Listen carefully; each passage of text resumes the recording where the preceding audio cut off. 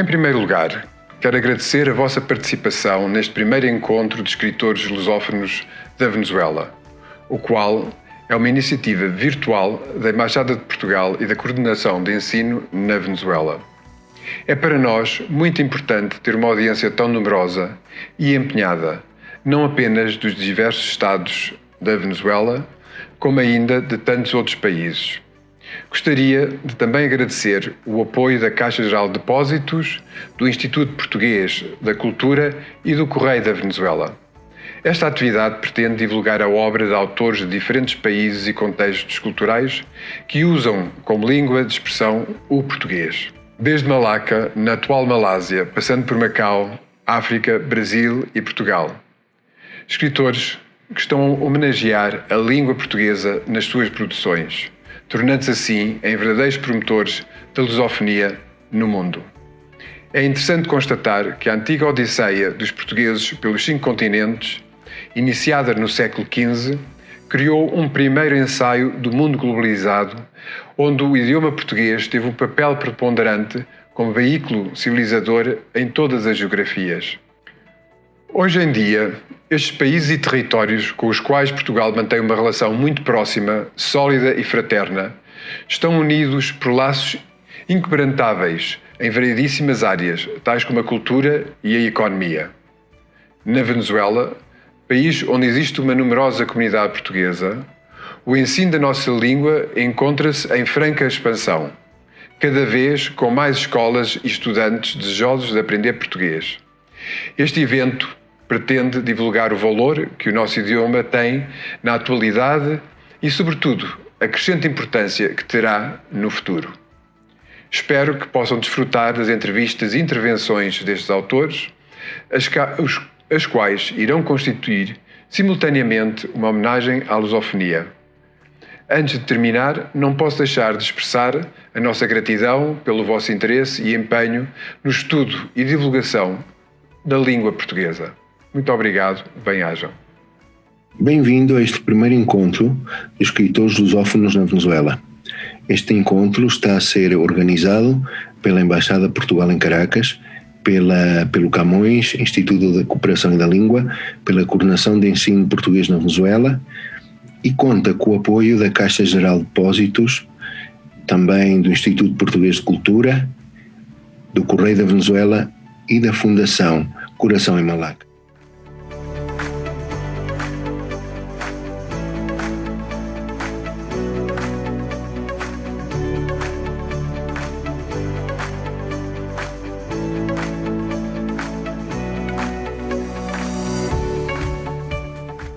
Jerônimo Pizarro, bem-vindo a este primeiro encontro de escritores lusófonos, um encontro que é virtual, que tem o apoio da Embaixada de Portugal em Caracas e da Coordenação de Ensino de Português também desta Embaixada, neste país, a Venezuela, e estamos muito honrados de que tenhas aceito este convite. Para aqueles que não te conhecem, eu passo-te a apresentar.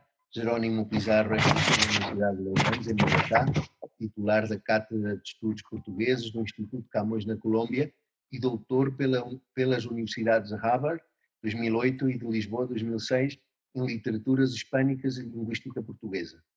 No âmbito da edição crítica das obras de Fernando Pessoa, publicadas pela INCM, contribuiu com 7 volumes, sendo o último a primeira edição crítica de Livro do Desassossego. Em 2010, a Dom Quixote publicou a Biblioteca Particular de Fernando Pessoa, livro que preparou com Patrício Ferrari e António Cardiello, depois dos 3 coordenarem a digitalização dessa biblioteca com o apoio da Casa Fernando Pessoa. Em 2011, a Legenda publicou o livro Portuguese Modernism in Literature and the Virtual Arts, co-organizado com Stefan Dix, com quem já tinha coeditado em 2008 um número especial da revista Portuguese Studies, e em 2007 um livro de ensaios, A Arca da Pessoa. De 2011 e 2013, Pizarro foi o coordenador de 2 novas séries da Ática. Primeira, Fernando Pessoa, Obras, e Fernando Pessoa, Ensaística, contribuindo com mais de 10 volumes. Atualmente dirige a coleção Pessoa da Tinta da China. Em 2013 foi o comissário da visita de Portugal à Feira Internacional do Livro de Bogotá, como vocês todos sabem, bastante famosa a nível mundial e sobretudo nas Américas, e ganhou o prémio Eduardo Lourenço. Bem-vindo, Pizarro, e obrigado uma vez mais por aceitares esta possibilidade de falares connosco nesta iniciativa da coordenação de ensino. Pizarro, uma primeira pergunta que eu tenho para ti é: como um cidadão colombiano termina tão compenetrado com a obra de Fernando Pessoa? E conta-nos um pouco a maneira como chegaste a esta figura cimeira da literatura portuguesa e mundial. Obrigado pelo convite. Espero, claro, manter o contacto e que continuemos um diálogo entre a Colômbia e a Venezuela através do Instituto Camões. Quer dizer, eu imagino-me como cidadão colombiano, mas não apenas, e lembro-me muito de estar em Lisboa. Eu vivi muitos anos em Lisboa e de ter essa frase no metro da cidade universitária sobre um cidadão do mundo sempre a saída. E eu prefiro imaginar muito mais que possamos ser cidadãos de um mundo alargado e não apenas de um país. E para mim até faz muito sentido que possamos ter mais de uma nacionalidade, ou imaginar que somos muito mais plurais em termos de uma nação, de um país. Não queria nunca ficar, digamos, confinado, já estamos tão confinados apenas a um país. E, bom, encontrar Fernando Pessoa para mim foi, digamos, na lógica de encontrar a literatura portuguesa de uma forma mais vincada dentro de uma literatura universal e entrar, e o único que terá, e eu não gosto de colocar muito mistério, digamos, em certas coisas. Eu fui simplesmente um leitor de Fernando Pessoa que a certa altura fez um mestrado em estudos portugueses, do mestrado em estudos portugueses fez uma dissertação em Pessoa e depois uma pessoa que foi ficando mais tempo em Portugal. A única, talvez, diferença, o que terá marcado o percurso de uma outra maneira, é que a certa altura eu não apenas era um leitor compulsivo, intenso de Fernando Pessoa, não era apenas esse tipo de leitor e querendo tirar, digamos, muito do mistério, simplesmente a minha história simplesmente é um arquivo e que fica dentro desse arquivo muito tempo.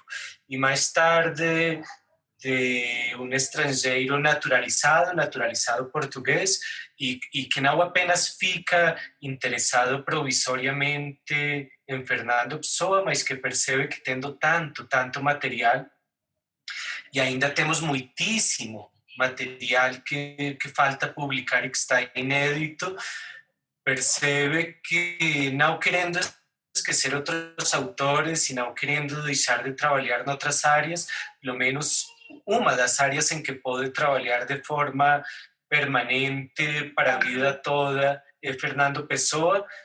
E a verdade é que eu imagino que tenho muitas décadas pela frente de andar dentro dessas arcas de Fernando Pessoa, de dar a conhecer textos inéditos.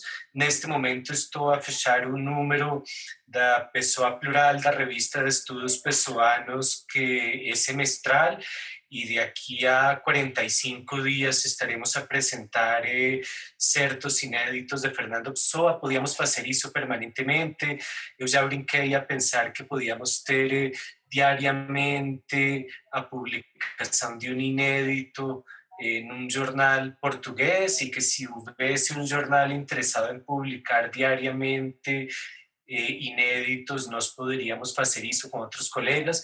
O material é imenso e, portanto, cheguei a Pessoa enquanto leitor, não apenas uma figura cimeira, mas que já sendo cimeira, reconhecida, já tendo sido até legalmente transformada em Tesouro Nacional, é muito difícil nós termos uma figura tão monumentalizada e ainda assim tão desconhecida.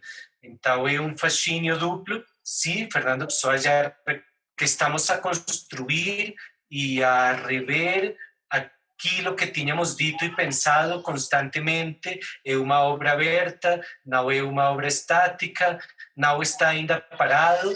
Nós podemos parar porque nós próprios paramos, ou nós podemos querer limitar Fernando Pessoa porque não conseguimos imaginar um universo em expansão, ou nós queremos simplificar Fernando Pessoa, mas a verdade é que continuará a crescer, que nós somos muito ignorantes perante o universo todo de Fernando Pessoa, e para mim é fascinante saber que continuo digamos, no âmbito da descoberta e que posso estar a revisitar e a redescobrir constantemente e não apenas, digamos, numa releitura de livro já muito, muito conhecido. E mesmo quando estou a ler o Fernando Pessoa mais conhecido, estou a pensar, digamos, em Mensagem, no único livro publicado em vida em 1934, mesmo ter editado Mensagem, implicou muitas redescobertas, implicou muitas surpresas, e implicou uma viagem que tinha novidades e que permitia ter a sensação de estar quase a entrar em territórios desconhecidos. Portanto, eu acho que é isso. Fernando Pessoa não é apenas, digamos, o que eu conheço ou imagino conhecer, é o muito que ainda não conheço e as muitas portas que ainda posso abrir através de Fernando Pessoa. Sim. Tu achas, Jerónimo, que a obra de Fernando Pessoa é suficientemente conhecida na Hispanoamérica? Ou ainda há muito que fazer para divulgar este obra? Não, quer dizer, gostaria de responder que é, e há muitas formas de responder, e já começamos a ter mais trabalho, mas eu sinto que não conhecemos Fernando Pessoa praticamente em parte nenhuma do mundo de uma forma minimamente integral. O espólio é gigantesco, nós não temos ainda umas obras completas, não sei quando teremos umas obras completas, não temos ainda propriamente uma noção de conjunto, há muitas coisas que estão atualizadas e muitas outras que estão desatualizadas. Há 2 dias atrás falava com Carlos Ciro, que é colombiano, com a maior pessoa teca, talvez do mundo, ou uma das maiores. Carlos Ciro anda a comprar, mora em Medellín, e Carlos Ciro anda a comprar os livros todos, realizar há muitos anos, e não para, e continua a comprar, e recebe, e já, eu estava, digamos, a confirmar com Carlos Ciro, acaba de sair uma nova edição de La Hora del Diablo, A Hora do Diabo, talvez a 4ª ou a 5ª em espanhol, e continua a ser uma edição deficiente, com certo tipo de problemas, que ainda não fez algumas emendas, que ainda não acertou a cronologia, que ainda está a dar a conhecer livro com uma série de problemas. E nós vamos demorar muito a conhecer de forma plena os heterônimos, até porque, digamos, a prosa de Álvaro de Campos foi publicada apenas há 8 anos atrás, porque há livros que podem estar publicados num país, mas não estarão publicados no outro, e nós temos uma situação muito deficitária em que ou não temos o livro completo, ou não temos a edição certa, ou simplesmente certas coisas não estão publicadas, ou nunca foram traduzidas. Então, nós temos uma visão parcial, uma visão que neste momento passa amplamente pelo livro do Desassossego, e não sempre, mas não muitas pessoas conhecem Fernando Pessoa para além de algumas páginas do livro do Desassossego e de alguns poemas. E isso é proporcionalmente talvez 2, 3% do que está no espólio que hoje está na Biblioteca Nacional de Portugal. E, portanto, quer dizer, nós conhecemos uma ponta do iceberg, conhecemos uma parte, na melhor das hipóteses, conhecemos alguns dos textos mais conhecidos e alguns dos mais importantes, mas estamos muito, muito longe de conhecer uma obra poética completa, de conhecer o teatro completo de Fernando Pessoa, de conhecer os textos filosóficos, de conhecer as apreciações estéticas, de ter lido os cadernos, de conhecer melhor a astrologia e outras páginas esotéricas. Há muitos universos dentro do universo de Fernando Pessoa que estão por conhecer dentro e fora de Portugal. Em Hispanoamérica conhecemos um certo Fernando Pessoa, temos a sorte de ter tido Octavio Paz, Rodolfo Alonso e outros tradutores a traduzirem Fernando Pessoa já na década de 60, mas ainda sei que temos trabalho para muito tempo. Eu próprio tenho muitos planos de publicar Fernando Pessoa em espanhol.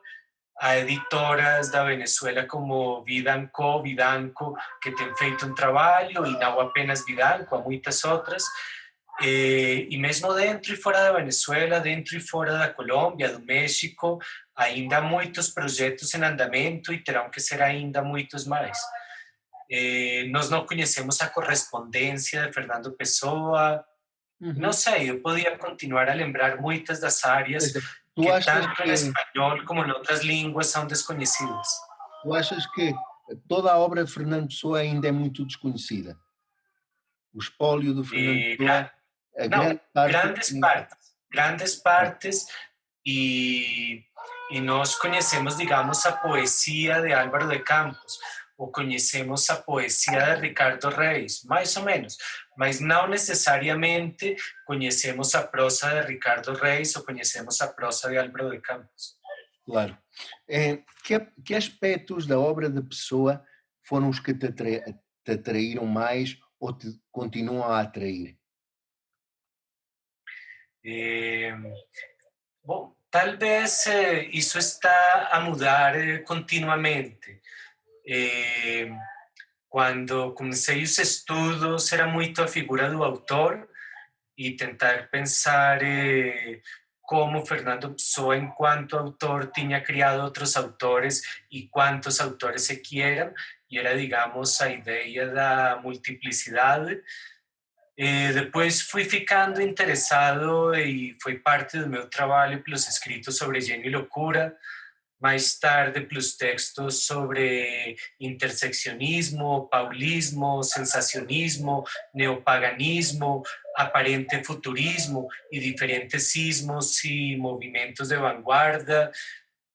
Trabalhei a obra do Barão de Teibe e mais tarde o livro do Desassossego.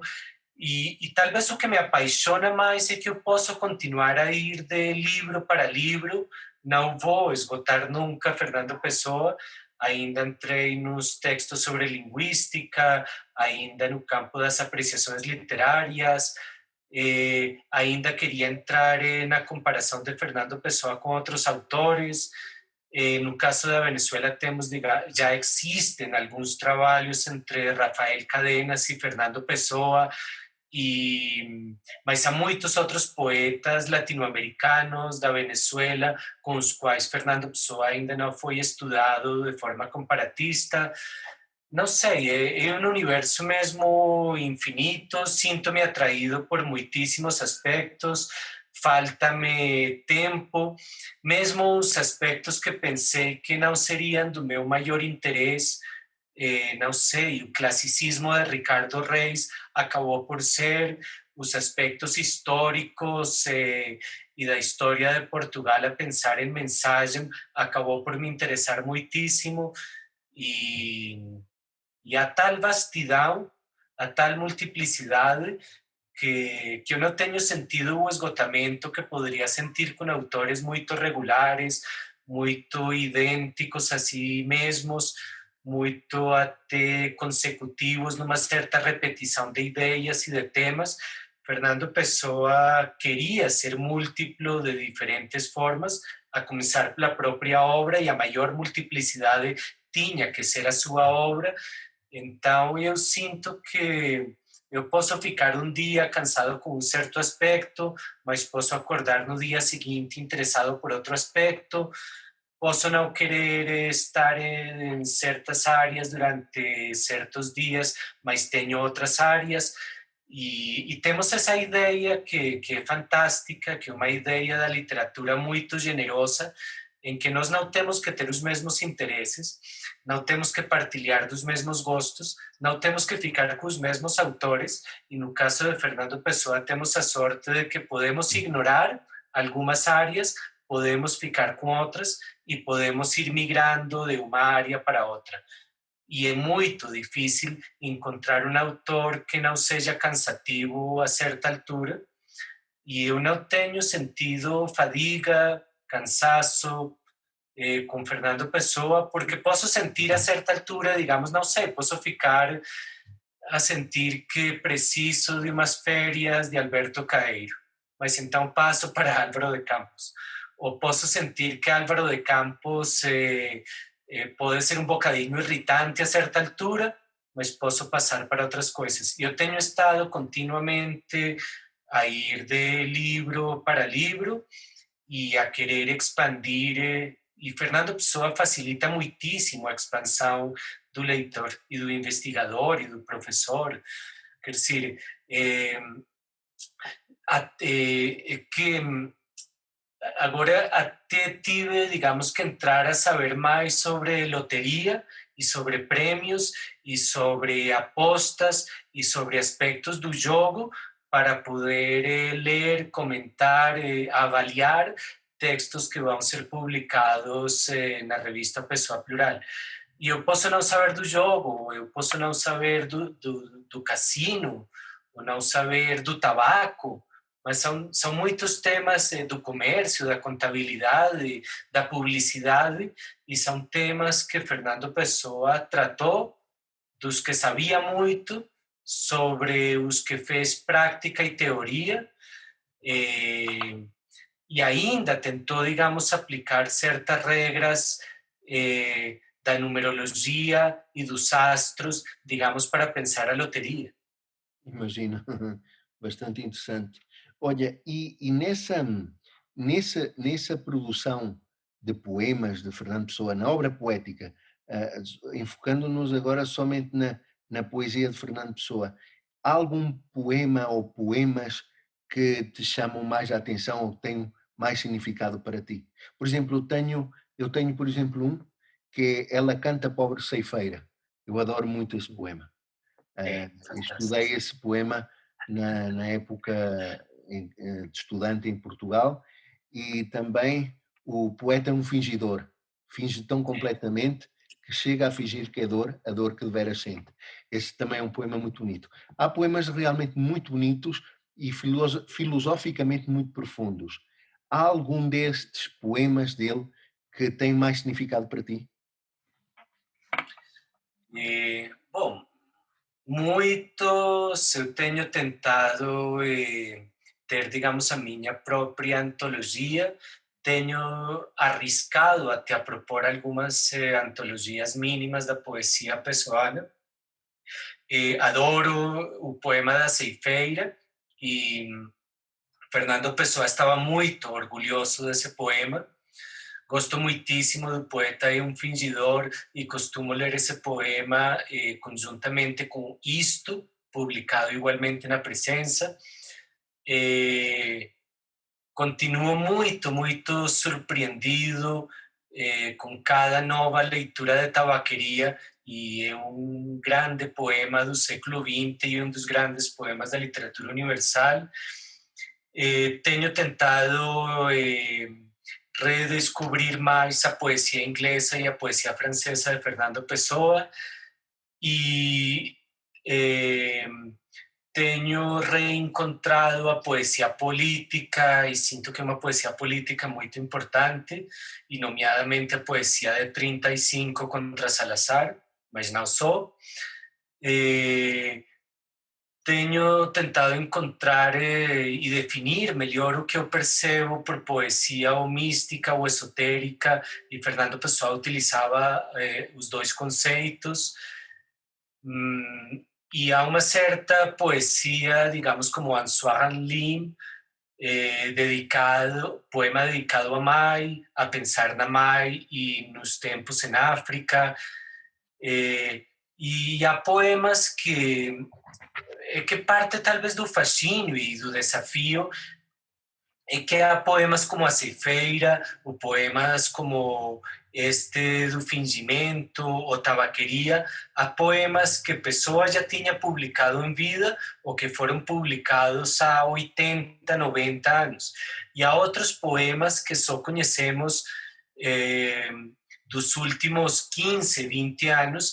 E parte do desafio, penso eu, neste momento de ler Fernando Pessoa, é complementar esse Fernando Pessoa da Ática, que é o mais conhecido, o mais antigo, com o Fernando Pessoa publicado nas últimas 2 décadas, porque talvez 3.000 ou 4.000 textos de Pessoa já foram publicados no século XXI.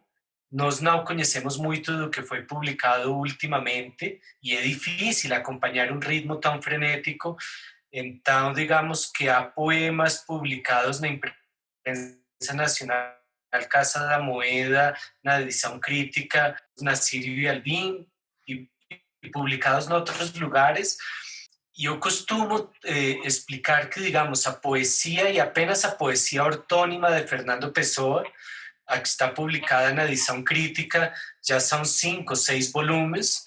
Poderiam ser muitos mais, porque aí está o que está datado, mas não os poemas não datados, mas que apenas a poesia ortônima talvez teria que ocupar 10 volumes, e apenas em português. Claro. E nós não temos uma noção de uma poesia, de uma obra poética tão vasta, e então quando pensamos em certos poemas, são alguns dos poemas que Fernando Pessoa destacou, mas há muitos que não publicou, outros que publicou e estão mais esquecidos, e sinto que parte do desafio é, digamos, ter um conhecimento poético da obra de Fernando Pessoa maior a 50, 60 poemas, mais 30 poemas para um autor que terá escrito mais de 3.000. Então, é aí que eu insisto muito em que temos que aceitar uma certa ignorância, um certo desconhecimento, um esquecimento, porque a maior parte da obra é uma obra que teríamos que ler, que parar para ler. Sim. Muitos de nós conhecemos alguns fatos da vida da pessoa. Para ti, quais foram aqueles acontecimentos da vida de Fernando Pessoa que, na tua opinião, mais marcaram a sua produção literária?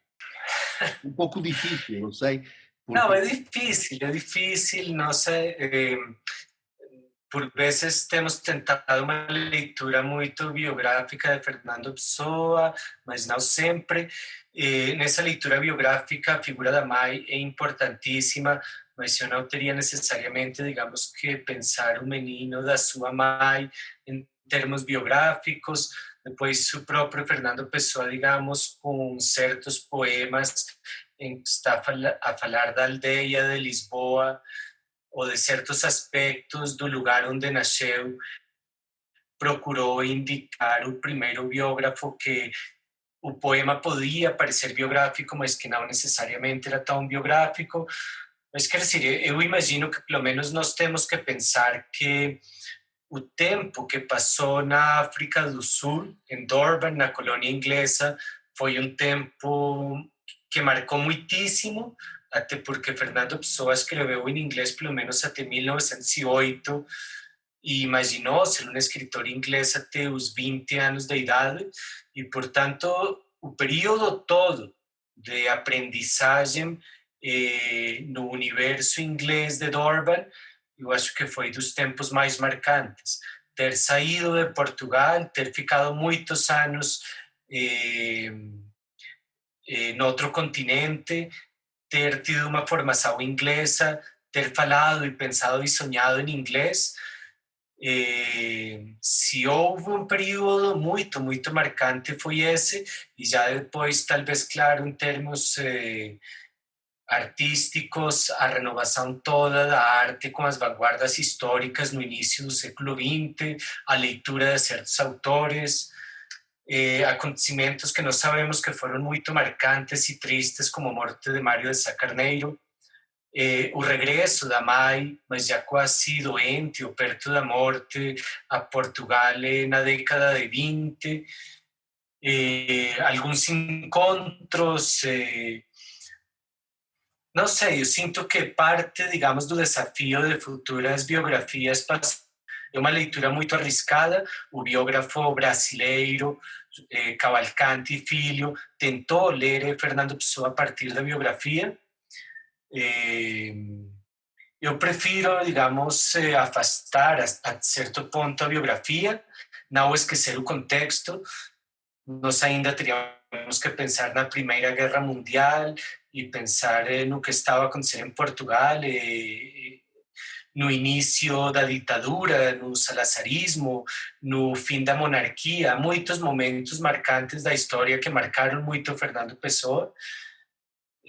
Mas é uma pergunta que para mim fica em aberto, não tenho ainda muitas respostas, tenho trabalhado períodos muito específicos. Um projeto que Fernando Pessoa abandonou quando a monarquia termina, em 1910, começa a Primeira República, e no contexto da Primeira República, Fernando Pessoa considera que uma série de cantos antiépicos sobre a história de Portugal já não fazem muito sentido assim.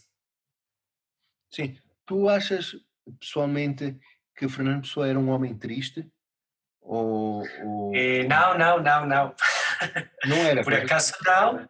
Por acaso sinto que temos uma ideia da cultura portuguesa como sendo triste, e isso não é completamente Verdade. mas eu costumo indicar que há uma série de vídeos da RTP, da parte histórica da RTP, uma série de documentários feitos há 40 anos atrás, e dos entrevistadores dessa série da RTP História pergunta muito, e porque pergunta a pessoas que conheceram pessoas e que ainda eram vivas nos anos 80, e talvez a pergunta que mais faz, porque parece que queria ter uma resposta contrária e não conseguia encontrar a resposta contrária. O que mais pergunta este entrevistador é: mas então, Fernando Pessoa era uma pessoa alegre? Lembra-se de uma pessoa alegre, bem disposta? Fernando Pessoa ria, fazia rir.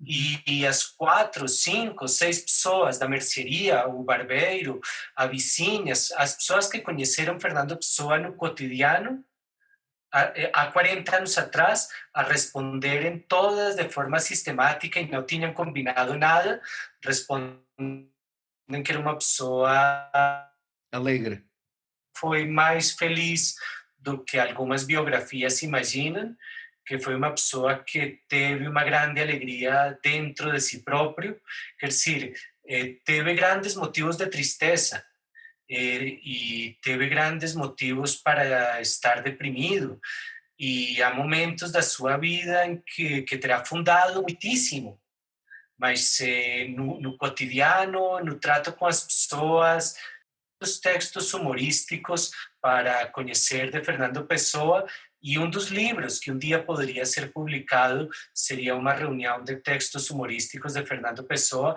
e há muitos. Claro. Pizarro, moras em Bogotá, na Colômbia. Qual é a receptividade de Pessoa da sua obra por parte do público colombiano? Bom, eu acho que há uma grande e positiva receptividade,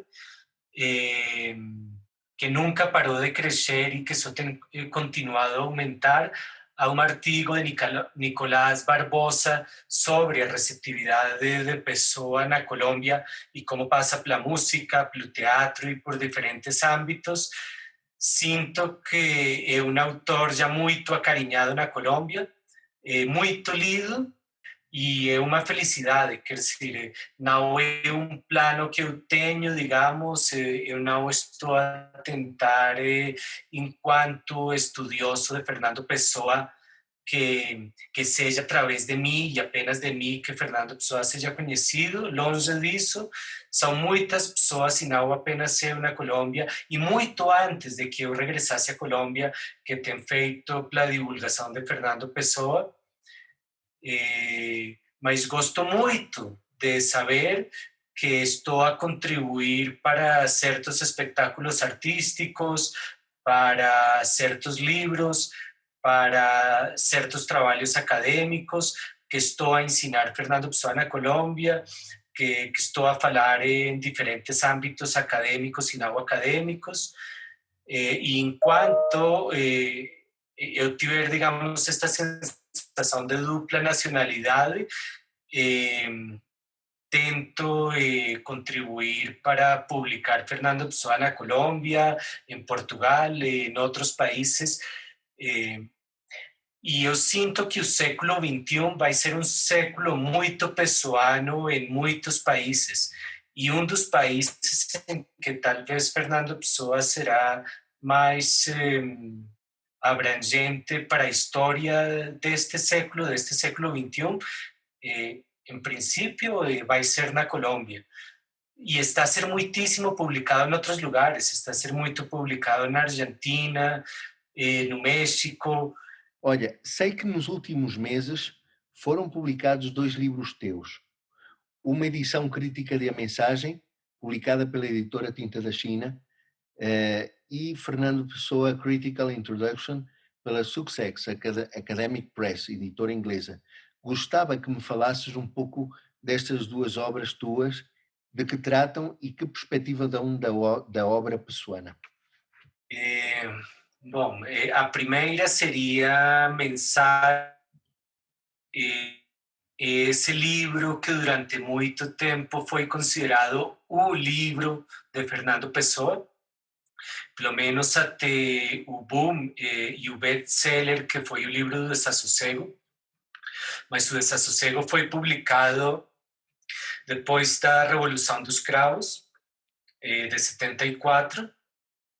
O livro do Desassossego, a primeira edição é de 1835, mas entre 1934, que foi publicado Mensagem, e pelo menos 1982, que foi publicado o livro do Desassossego, durante praticamente 40, 50 anos, o livro mais conhecido, mais escolarizado, mais falado e mais internacional de Fernando Pessoa foi Mensagem.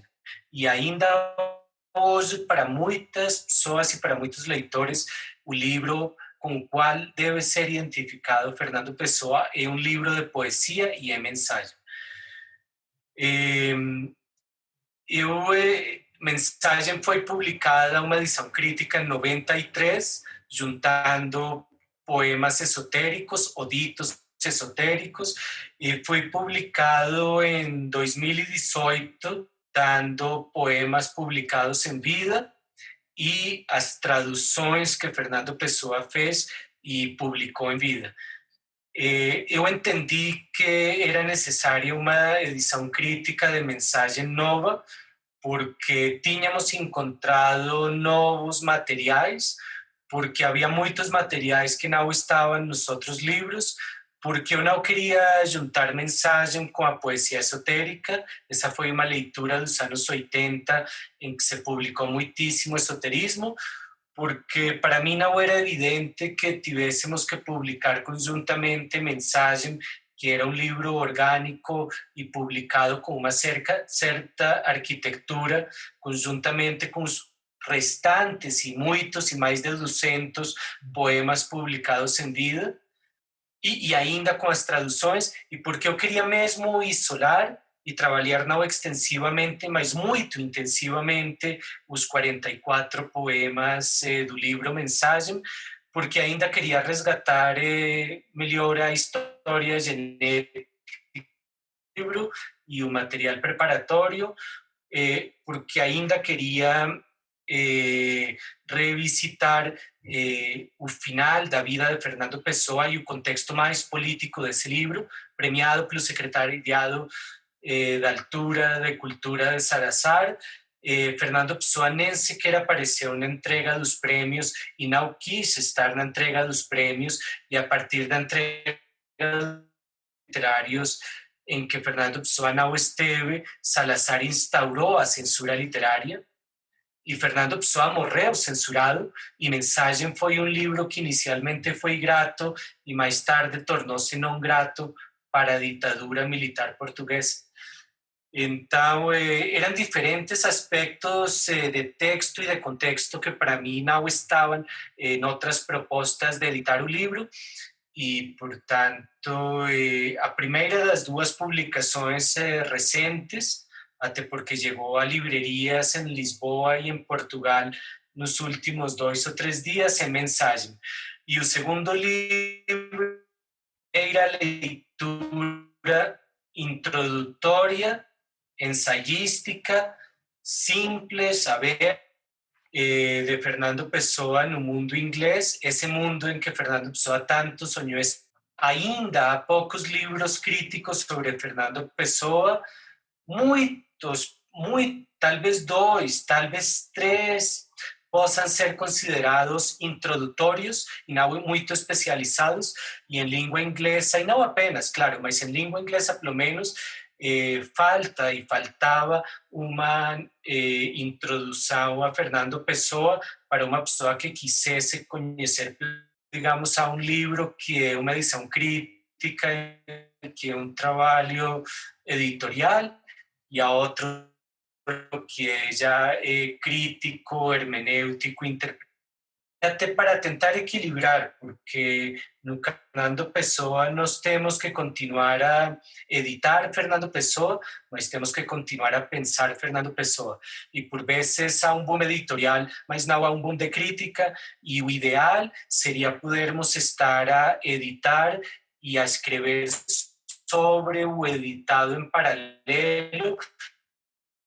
Muitos livros que não temos tempo para ler do próprio Pessoa, mas ainda poder ter muitos outros que talvez também não possamos ler completamente. É dificílimo acompanhar a bibliografia pessoana, mas eu sinto que a crítica não está a conseguir, ou ainda não está a conseguir acompanhar plenamente o ritmo de editorial. Ok. Já para terminar, Pizarro, achas que a língua portuguesa atualmente desperta interesse na Colômbia?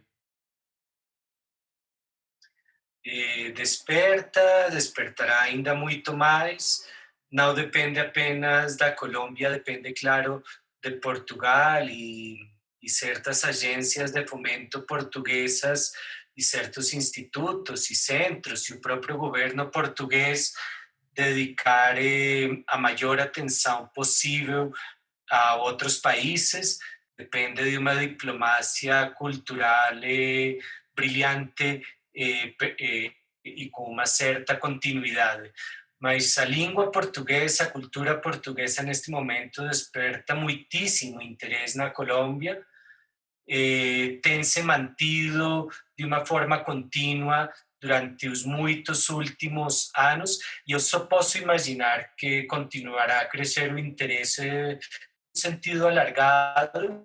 E uma das questões interessantes de pensar a língua portuguesa e a língua portuguesa dentro do âmbito da lusofonia é que neste momento o português é falado de forma quantitativa, especialmente no Brasil, mas daqui a 50 anos não será o Brasil o primeiro país em termos numéricos de falantes, do número de falantes de português, será o conjunto dos países africanos. E temos que imaginar um século XXI em que o português será importantíssimo, não apenas do Brasil e de Portugal. Sim. Qual é a tua opinião sobre o futuro? Tu já, de certa forma, respondeste a esta pergunta. A tua opinião sobre o futuro da lusofonia no mundo. Mas eu aproveito para além desta pergunta que te fiz, perguntar-te qual é a tua opinião sobre o panorama literário lusófono neste momento, escritores que escrevem em português neste momento, não só em Portugal como no Brasil, em África, aprecias a escrita de alguém em particular? Lês continuamente em português autores lusófonos contemporâneos? Não, estou sempre a ler autores de diferentes países. Sinto que Portugal está numa altura de consolidação e consagração. Antonio Lobo Antunes está a ser publicado com muita força em muitos países e em grandes bibliotecas de livros franceses. Os autores da década de 70 estão a ter um reconhecimento muito grande. Dulce Maria Cardoso, Gonçalo M. Tavares, José Luiz Peixoto e tantos outros.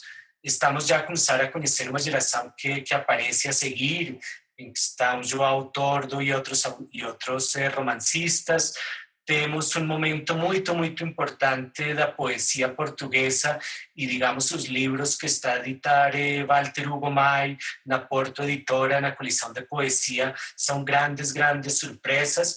Eu agora, digamos, estou a ler este livro de André Tecedeiro, que foi publicado na coleção de poesia do Walter Hugo May, que é uma grande coleção de poesia com nomes muito diferentes ou menos conhecidos ou que tinham sido publicados. E há uma grande tradição um bocadinho hermética de publicação da poesia portuguesa. E depois estão grandes surpresas do lado brasileiro, dos países africanos, e não apenas Mia Couto, e não apenas, digamos, os autores mais conhecidos e claramente mais importantes. E isso só poderá continuar a crescer.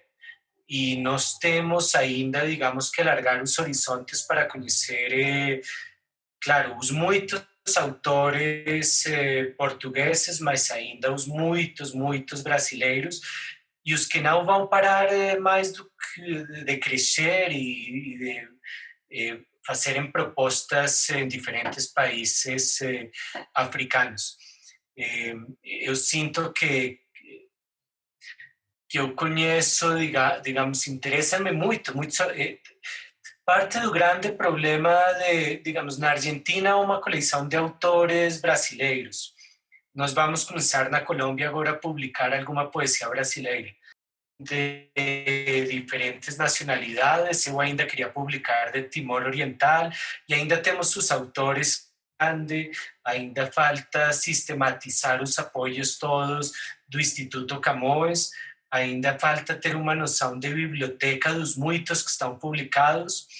Nós, digamos, vamos publicar para o ano Raul Brandão, e já tinha sido publicado, mas numa edição que praticamente não circulou, e parte do desconhecimento é a falta de um portal ou de certos livros que possam ser físicos e ao mesmo tempo eletrônicos, possam circular, possam chegar a leitores de língua espanhola em outros lugares, e isso ainda não conseguimos. E a biblioteca do Instituto Camões, eu espero que ainda possa crescer muitíssimo mais, e eu ainda sonho que o esforço que muitos de nós estamos a fazer nos nossos países possa ser um esforço muito mais ibero-americano. Muito bem. Obrigado, Pizarro, pelo teu tempo. Sei que és um homem extremamente ocupado na tua obra, na tua investigação. Obrigado pelo teu tempo e por partilhares connosco. Tinha muita curiosidade de conhecer e falar contigo, já tinha trocado alguns mails contigo. Obrigado por teres participado e, bom trabalho e felicidades para a tua vida. Ok? Não, obrigado, que seja, digamos, um primeiro contato de atividades, que possamos ter muitos mais, diferentes tipos de troca. E eu sou muito apaixonado pelo que faço, talvez faço coisas demais porque gosto do que faço, e nesse âmbito da literatura portuguesa continuarei a vida toda, e espero regressar certo momento a Caracas,